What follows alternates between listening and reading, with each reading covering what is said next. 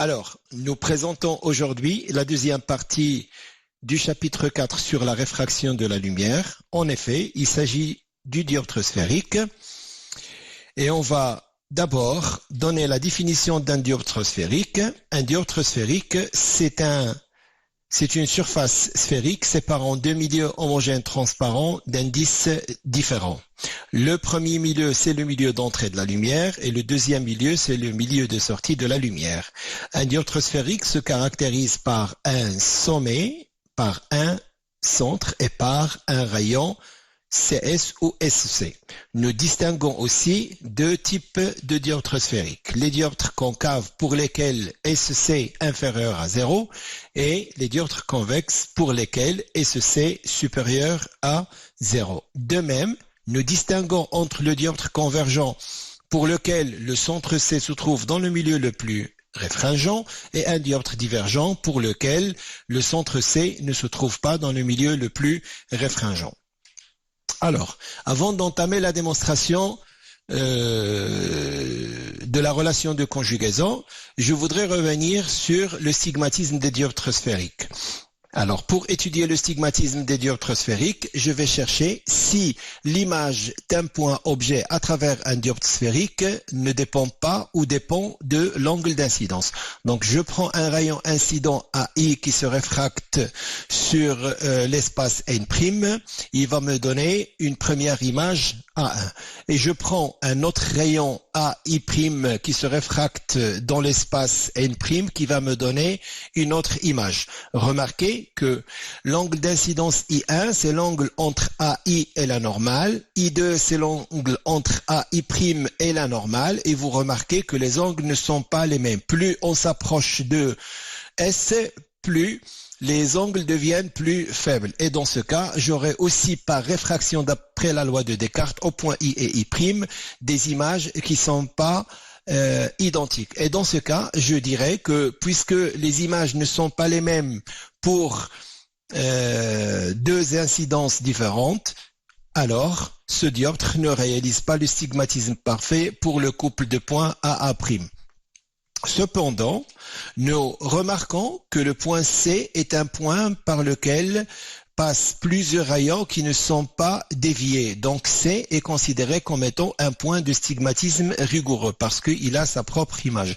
Et les points qui sont aussi sur la surface, ce sont des points qui possèdent aussi leur propre image. Donc, en résumé, les dioptres sphériques ne sont pas des systèmes rigoureusement stigmatiques pour tous les points de l'espace, sauf dans deux cas, pour le centre C et pour le sommet S ou pour les points qui sont sur la surface. J'entame maintenant la démonstration de la relation de conjugaison des dioptres sphériques dans les conditions d'approximation de Gauss. Et je considère un dioptre séparant le milieu d'indice N d'un autre milieu d'indice N'. Je suppose que ce dioptre est un dioptre convergent puisque C se trouve dans le milieu d'indice le plus élevé. Alors, pour aboutir à cette relation de conjugaison, j'ai besoin de considérer un objet A et je vais chercher son image. Pour trouver l'image de A à travers un système optique, j'ai besoin de représenter deux rayons. Je prends le premier rayon A qui se dirige vers I et qui se réfracte en passant par l'axe X', et je considère aussi le rayon A qui se dirige par C et qui ne change pas de direction et qui croise le même point A'. A' est alors une image réelle du point A à travers le dioptre sphérique. Ensuite, je vais repérer les angles entre les différents rayons. Le premier, c'est l'angle d'incidence, qui n'est autre que AIC. Le deuxième, c'est U, qui n'est autre que IAC. Le troisième, c'est θ, qui n'est autre que ICS. Le quatrième, c'est U', qui n'est autre que IA'S. Et finalement, l'angle de réfraction, qui se trouve entre la normale et l'image A'. Ensuite, je représente la projection orthogonale du point I sur la surface, sur l'axe X', et je note ce point-là H. Alors, Si je regarde les angles dans les différents triangles, dans le triangle IAC, j'ai la somme des angles I plus U plus cet angle qui n'est autre que pi moins θ égale à pi. Et dans le triangle ICA', j'ai θ plus U' plus cet angle qui n'est autre que pi moins I' égale à pi. Et je peux déduire facilement que I égale θ moins U et que I' égale θ plus U'. D'un autre côté, puisque j'ai représenté H comme étant la projection orthogonale sur l'axe X', j'ai alors défini des triangles rectangles en H. Et donc je peux calculer les tangentes des angles. Si je considère le triangle AIH, la tangente de U est égale à HI sur AH. Si je considère le triangle ICH, je trouve que la tangente de θ égale à HI sur CH. Et si je considère le triangle IHA', la tangente de U' n'est autre que HI sur HA'. Et c'est ce que je représente dans cet espace-là. Ensuite, si je regarde ma construction, toujours la même construction, au point I, nous avons un rayon incident et un rayon réfracté. Donc je peux établir la relation de Descartes qui est n sinus de I égale à n' sinus de I'. Mais n'oublions pas que nous sommes dans les conditions d'approximation de Gauss et que dans les conditions d'approximation de Gauss, je dois avoir H confondu avec S et je dois avoir les angles petits de façon à considérer que les sinus sont égales à eux-mêmes. Ça veut dire que sinus de I égale à I, sinus de U égale à U, sinus de U' égale à U'. Ensuite, si je reviens aux expressions des tangentes, la tangente de U qui est égale à sinus de U sur cosinus de U est égale à U. Et qui est égal à HI sur AH, mais comme S est confondu avec H, U égale à SI sur AS. La tangente de θ égale à θ égale à SI sur CS, et la tangente de U' égale à U' égale à SI sur A'S'. Je rappelle que toutes les valeurs, ce sont des valeurs algébriques. Et puisque nous avons I égale θ moins U et I' égale θ plus U', il suffit de remplacer θ U par les valeurs de leur tangente et j'aboutis à la relation n facteur de θ moins U égale à n' facteur de θ plus U'. Maintenant, je remplace la valeur de θ par SI sur CS et je remplace U par SI sur AS, je remplace U' par SI sur SA et j'aboutis à cette relation n SI sur CS moins SI sur AS égale à n' facteur de SI sur CS plus SI sur SA'. Ensuite, je remarque que SI figure dans les deux parties, je peux simplifier par SI et je retiens n facteur de 1 sur CS moins 1 sur AS qui n'est autre que n' facteur de 1 sur CS plus 1 sur SA'. Ensuite, je garde n sur CS et je ramène n' sur CS de ce côté-là et j'aurai n moins n' sur CS qui est égal à ce qui reste n' sur SA' et moins n sur AS passera de l'autre côté et deviendra plus n sur AS. Donc j'obtiens n moins n' sur CS égale à n sur AS plus n' sur SA. Et je vais changer n sur AS par moins n sur SA et j'obtiens la dernière équation qui est n moins n' sur CS égale à n' sur SA' moins n sur SA. Donc j'arrange un petit peu cette relation et j'obtiens finalement n' moins n sur SC égale à n' sur SA' moins n sur SA et on va dire que cette relation est la relation de conjugaison des diodes sphériques dans les conditions d'approximation de Gauss avec origine au point S, c'est-à-dire avec origine au sommet. Bien évidemment, on peut écrire cette équation comme étant n' sur SA' SA' moins N sur SA égale à N' moins N sur SC. On peut aussi l'écrire différemment. Et nous allons passer maintenant à la suite avec la détermination des foyers. Alors, après avoir démontré la relation de conjugaison avec origine au sommet, je passe maintenant à l'expression de f et de f'. Et je considère toujours un dioptre sphérique qui sépare deux milieux homogènes transparents d'indice n et n'. Je considère que n c'est le milieu d'entrée et je considère que n' est le milieu de sortie. Je suppose que le milieu d'entrée est un milieu plus réfringent, c'est-à-dire le dioptre est un dioptre convergent, et je vais chercher l'image de A à travers le dioptre sphérique. Donc AB, B c'est le point d'incidence qu'on avait appelé I, donnera BA' qui est le rayon réfracté, et le rayon AS qui est un rayon normal passant par C ne changera pas de direction, et donc je vais intercepter A' pour former l'image à travers ce dioptre sphérique. Alors je voudrais rappeler avant de passer que pour ce dioptre sphérique nous n'avons pas uniquement cette relation avec origine au sommet, mais nous pouvons démontrer grâce à la relation de Schall, si vous exprimez SA' comme étant SC plus CA' et que SA était comme SC plus CA, vous pouvez aboutir à la relation de conjugaison, cette fois avec origine au centre. Faites attention à cette équation parce que ce n'est pas N sur CA, c'est plutôt N sur CA', et le deuxième terme c'est N' sur CA. Donc on voit que les A et les A' sont permutés en fonction des indices. Alors, on va définir maintenant le foyer objet. Alors, c'est quoi le foyer objet pour un système optique? Le foyer objet est tout simplement un point pour lequel l'image est rejetée à l'infini. C'est-à-dire, si l'objet est au foyer F, son image est rejetée à l'infini. On peut le voir sur le schéma. Donc, tous les rayons qui vont passer par un point qu'on appelle foyer objet, ils ont leur image A' qui se trouve rejetée à l'infini.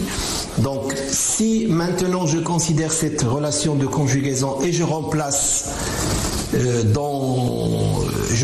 A par F et je remplace A' par l'infini parce que l'image elle est à l'infini et que F est en A, j'obtiens N sur SF moins N' sur l'infini n'est autre que N moins N' sur SC, et ça va donner la valeur de la distance focale SF égale à petit f égale à N SC sur N moins N'. C'est ce qu'on appelle la distance focale objet. Et le point, on l'appelle le point foyer objet. Maintenant, pour le foyer image, c'est l'inverse. Donc, on appelle un point foyer image est un point image pour lequel l'objet est plutôt rejeté à l'infini. Et donc, si je veux déterminer la distance focale image, je n'ai qu'à remplacer dans cette équation et j'obtiens N sur l'infini, puisque cette fois l'objet est à l'infini, donc SA, lui, se trouve rejeté à l'infini. Donc, N sur l'infini, c'est 0, moins N' sur SF', et c'est SF' qui est égal à petit f' égal à N moins N' sur SC.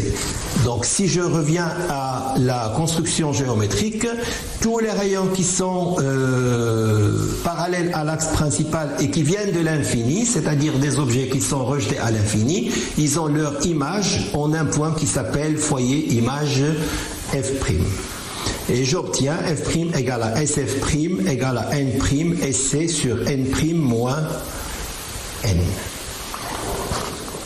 De manière générale, si je considère un dioptre convergent, tous les rayons qui passent par F vont émerger parallèlement et tous les rayons parallèles venant de l'infini vont passer par F'. C'est la propriété des foyers objets et images, quelle que soit la nature et la configuration d'un dioptre sphérique. Remarquons aussi, si vous portez F sur F', vous allez trouver moins N sur N' égal à SF' sur SF sur SF'. Remarquons que SF et SF' ce sont des valeurs algébriques et dans ce cas, ce rapport de distance focale focal est inférieur à 0, ça veut dire que le point F et le point F' sont forcément de part et d'autre le sommet. Pour le convergent, ces deux points sont réels et se trouvent de part et d'autre. Pour le dioptre divergent, F' prend la place de F et F va prendre la place de F'. Maintenant, on va parler des dioptres concaves et des dioptres convexes, toujours dans les conditions d'approximation de Gauss. Et je considère les deux configurations suivantes. Je prends le premier dioptre séparant deux milieux homogènes transparents d'indices différents et je considère que n est supérieur à n', donc ce dioptre est un dioptre convergent. Je prends un autre dioptre séparant deux milieux homogènes transparents d'indices n supérieur toujours à n', mais ayant deux configurations qui sont différentes. On va appeler un dioptre concave est un dioptre pour lequel la mesure algébrique SEC inférieure à 0. Et on va appeler un dioptre convexe un dioptre pour lequel la mesure algébrique SEC supérieure à 0. Rappelons que le rayon, c'est la valeur absolue de SEC dans les deux cas d'ailleurs. Maintenant, dans ce cas-là, le premier cas, nous avons le dioptre de nature concave et on a remarqué que le dioptre est convergent puisque C se trouve dans le milieu d'indice le plus élevé. Dans ce cas, le dioptre est convexe et puisque C se trouve dans le milieu d'indice le plus faible, il est divergent. Ce ne sont pas uniquement les cas que nous avons, mais nous avons d'autres cas. Alors, si je considère maintenant un dioptre sphérique pour lequel vous avez F et F' réels, le cas du dioptre concave est convergent. Remarquez que SF est inférieur à 0 et que SF' est supérieur à 0. Donc on va donner la conclusion suivante. Pour un dioptre convergent, petit f est inférieur à 0 et petit f' est supérieur à 0. Et pour le dioptre divergent, donc vous avez F' qui se trouve dans l'espace des images virtuelles et que F se trouve dans l'espace des objets virtuels. Les deux sont virtuels et dans ce cas les deux sont réels d'ailleurs, mais SF' est inférieur à 0, c'est l'inverse, et SF est supérieur à 0. Donc pour un dioptre divergent, la distance focale image est inférieure à 0 et la distance focale objet est supérieure à 0. Nous considérons d'autres configurations pour les dioptres sphériques concaves et convexes. Maintenant, si on considère un dioptre concave, mais n est inférieur à n', on aura ce concave qui va être divergent. Et si on considère n toujours inférieur à n', pour ce cas-là, nous aurons le convexe qui va être convergent. Donc, on a bien remarqué que nous pouvons avoir le concave et le convexe, les deux convergents, et nous pouvons aussi avoir le convexe et le concave, les deux divergents, et nous résumons sur ce slide les 4 situations possibles pour un dioptre sphérique convergent, divergent, concave et convexe. Nous allons aborder une nouvelle notion sur la vergence des dioptres sphériques. Et nous considérons toujours un dioptre sphérique qui sépare deux milieux d'indices n et n'. Et nous voulons définir la vergence des dioptres sphériques. Mais avant cela, j'ai besoin de définir la vergence de l'objet et la vergence de l'image. Alors, on appelle la vergence de l'objet, c'est l'indice d'entrée sur la distance entre le sommet et l'objet, et la vergence de l'image, c'est l'indice de sortie sur la distance entre l'objet et l'image. Ce sont des distances prises par les valeurs algébriques, qui peuvent être soit supérieures, soit inférieures à 0. Remarquons que cette vergence de l'objet et de l'image, c'est un rapport en 1 sur une distance, c'est-à-dire que l'unité de la vergence va être le mètre moins 1 puisque n est sans unité. Alors ce mètre moins 1, on va l'appeler la dioptrie. Et maintenant, si je veux définir la vergence d'un dioptre sphérique, je n'ai qu'à revenir à l'expression de la relation de conjugaison et je remarque que la vergence de l'objet moins la vergence de l'image va constituer la vergence du dioptre qui n'est autre que n moins n' sur SEC. Alors, nous passons maintenant à la construction géométrique de rayons lumineux à travers un dioptre sphérique. Et je commence par représenter deux dioptres sphériques. J'ai choisi deux concaves, l'un convergent et l'autre divergent. Et je considère le rayon incident qui arrive de l'infini, comme ce qu'on venait de voir, il va émerger en passant par f', parce que f' est le point focal image et le dioptre est convergent. Et le rayon qui va venir par F va émerger en allant vers l'infini, et finalement le rayon qui va passer par C est un rayon qui ne change pas de direction. Pour le divergent, le rayon qui arrive de l'infini va diverger, mais en ayant un prolongement en pointillé passant par f', parce que dans ce cas f' est un foyer image virtuel. Le rayon incident qui va se diriger vers la surface avec un prolongement en pointillé passant par f va émerger parallèlement, parce que le foyer objet est aussi un foyer virtuel. Et le rayon qui passe par C ne change pas de direction. Remarquons que dans le cas du dioptre convergent, le foyer objet et le foyer image sont deux points qui sont réels, et dans le cas d'un dioptre divergent, le foyer image et le foyer objet sont les deux virtuels. Maintenant, nous abordons la dernière partie de ce chapitre sur la réfraction de la lumière, et ça va concerner une application sur le dioptre sphérique de ce qu'on appelle les foyers secondaires.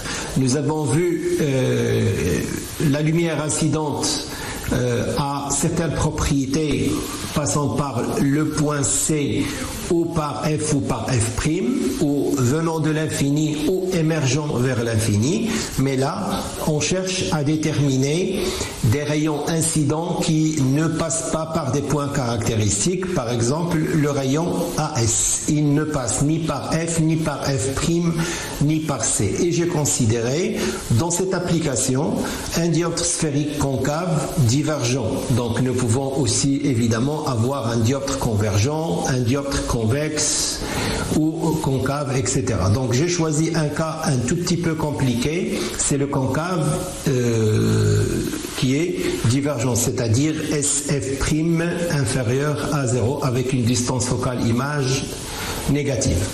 Et donc, pour tracer la marche de ce rayon, je vais commencer par tracer tout simplement un rayon incident venant de l'infini, et puisque c'est un dioptre divergent, nous venons de le voir, il va émerger en ayant un retour en pointillé virtuel passant par F'. Je considère aussi un rayon qui passe par C, et c'est un rayon qui ne change pas de direction. Donc là, pour ces deux rayons, ça ne devrait pas poser de problème, que ce soit pour le convexe, le concave, le convergent ou le divergent. Maintenant, pour ce rayon AS, si je veux chercher la marche de ce rayon, je dois tracer le prolongement de ce rayon en pointillé. C'est cette partie-là qui va passer par un point qui va intercepter ce plan-là qu'on appelle le plan focal objet. Le plan focal objet, c'est le plan perpendiculaire à l'axe principal et passant par F. Je rappelle aussi que nous pouvons aussi avoir le plan focal image de ce côté-là pour le dioptre divergent, bien évidemment. Alors, regardez que le rayon qui passe par C va intercepter aussi ce point G. Et remarquez que le rayon incident qui arrive parallèlement va aussi avoir un prolongement passant par ce point G, parce que le point G, c'est ce qu'on appelle le foyer secondaire virtuel. Alors, le point F, c'est le foyer principal, il est aussi virtuel. Le point G, c'est le foyer, c'est le point focal secondaire. Alors, quelle est sa propriété? En fait, pour chercher la trajectoire d'un rayon lumineux incident, je continue le prolongement de ce rayon dans cet espace qui est virtuel pour ce type de rayon, et je vais me dire que si en ce point j'ai un rayon qui arrive passant par C sans déviation, celui qui va émerger au point S, lui par contre, doit être perpendiculaire à ce rayon qui ne change pas de direction. Donc remarquez que le rayon AS va émerger en ayant une direction parallèle au rayon qui passe aussi par G, mais qui passe par C. Et la même chose pour ce rayon en vert, avec un prolongement qui passe par G, va émerger parallèlement. Donc si vous prenez n'importe quel rayon qui arrive sur S, s'il passe par ce point G, il va émerger parallèlement. Donc si je considère par exemple un rayon qui arrive de cet espace-là, en ayant des pointillés passant par G, le point focal secondaire, et bien, à partir de la surface, il va émerger aussi parallèlement. Et c'est ce qu'on appelle la propriété des foyers secondaires. Voilà. Ainsi se termine le chapitre 4 sur la réfraction de la lumière. Nous verrons la prochaine fois le chapitre 5 sur les systèmes centrés et l'application aux lentilles minces. Je vous remercie.